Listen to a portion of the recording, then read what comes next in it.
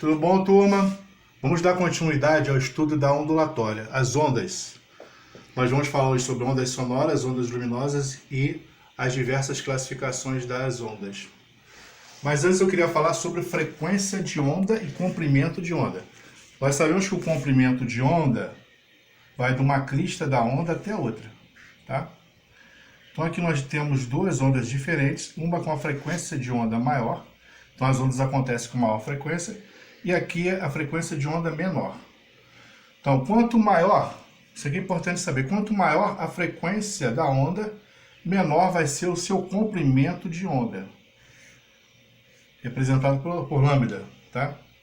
Então quanto menor a frequência que acontece a onda, maior será o seu comprimento de onda, tá? Vamos voltar agora aqui, continuidade, hoje aula sobre ondas sonoras e ondas luminosas, primeiramente. Eu imagino as ondas sonoras assim, elas são longitudinais, tá? E elas seguem a mesma direção de propagação. A oscilação e a propagação acontecem na mesma direção, tá? É verdade que as ondas sonoras são estudadas mais a fundo pela acústica. Quem quiser se aprofundar no estudo do som, é só estudar essa ciência aí. Então, a propagação do som das ondas sonoras acontece com maior rapidez nos sólidos e menor rapidez no gás. Mas elas se propagam, elas precisam do meio material para se propagar. Nos sólidos elas se propagam muito mais rápido. 5.000 metros por segundo é a velocidade de propagação das ondas sonoras do ferro, metal, ferro. No líquido, como a água, a velocidade de propagação é 1.500 metros por segundo. E no ar, 340 metros por segundo. Tá? As ondas luminosas, elas, além de se propagar no sólido, no líquido, no gasoso, ela se propaga também no vácuo, coisa que não acontece nas ondas sonoras. Só que elas são muito mais velozes. A velocidade de propagação no vácuo, por exemplo, das ondas luminosas é 300.000 km por segundo. Olha a diferença. Diferença muito grande. Basta que a propagação aconteça em lugares transparentes. Então, tanto no sólido, como no líquido, ou como no gasoso, tem que haver transparência. Se o líquido for opaco, ou o sólido for opaco, o objeto sólido for opaco, dificilmente a luz passa. Até no gás. Faz o quê? Faz 2 dias que aconteceu isso? Acho que isso, mais ou menos. Um helicóptero aterrissou devido à condição de mau tempo aqui em Petrópolis, no colégio estadual. Tava o quê? Tava difícil de você enxergar. A luminosidade foi impedida, né? Agora vamos para a classificação das ondas. É importante a gente classificar as ondas quanto à direção de vibração dela. Aqui eu tenho um exemplo das ondas longitudinais, que a oscilação ocorre numa direção e a propagação dela ocorre na mesma direção. Exemplo, as ondas sonoras. Então, as ondas sonoras são ondas longitudinais. Vamos imaginar aqui uma mola presa num objeto, uma madeira.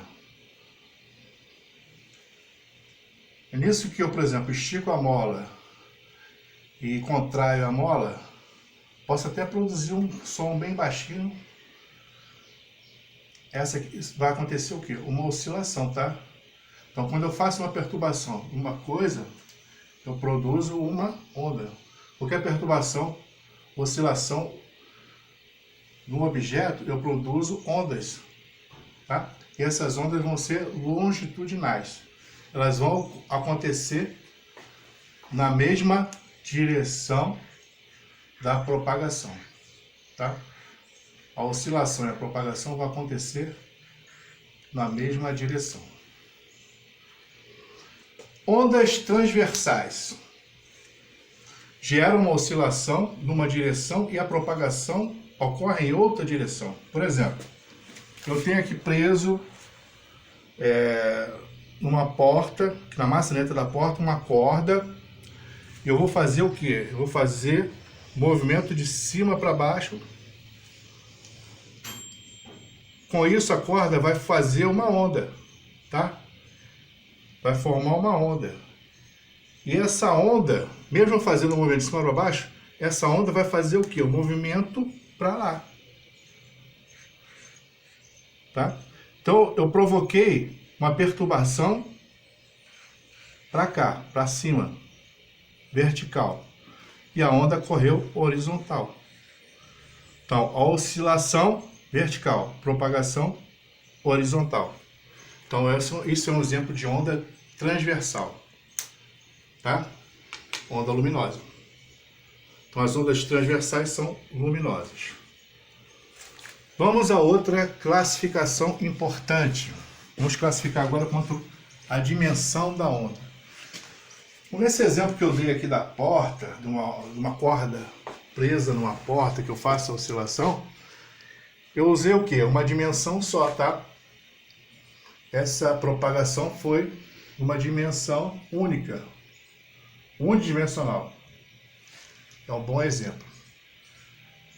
Quando eu uso a dimensão bidimensional, o que acontece?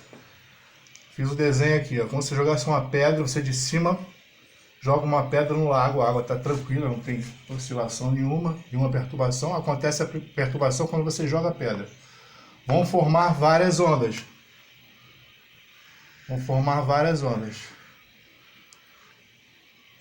Característica dessa onda, bidimensional. E a tridimensional acontece com as ondas sonoras, tá?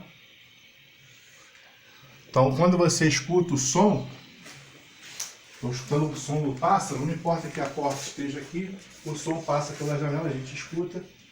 Então, atinge todas as dimensões. É tridimensional, o som é tridimensional. Fiz o desenho aqui só para ilustrar. Agora, quanto à natureza da onda. Então, a natureza pode ser mecânica ou eletromagnética. Então, a mecânica, como acontece no som, ele necessita de um meio material para se propagar.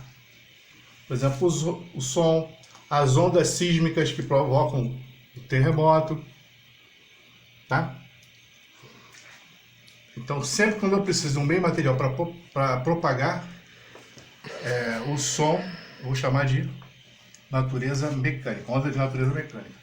E nós temos a onda de natureza eletromagnética, que são as ondas transversais, as ondas luminosas, que podem se propagar no vácuo.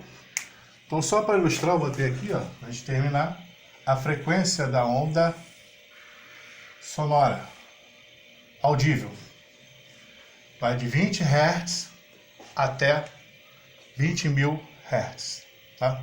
Essa é a frequência audível, só para ilustrar a nossa aula. Então, tentem fazer os exercícios postados na plataforma, tá? A partir das 2 aulas que foram dadas, vocês vão ter condições de fazer os exercícios, tá? E fiquem em casa, muita saúde!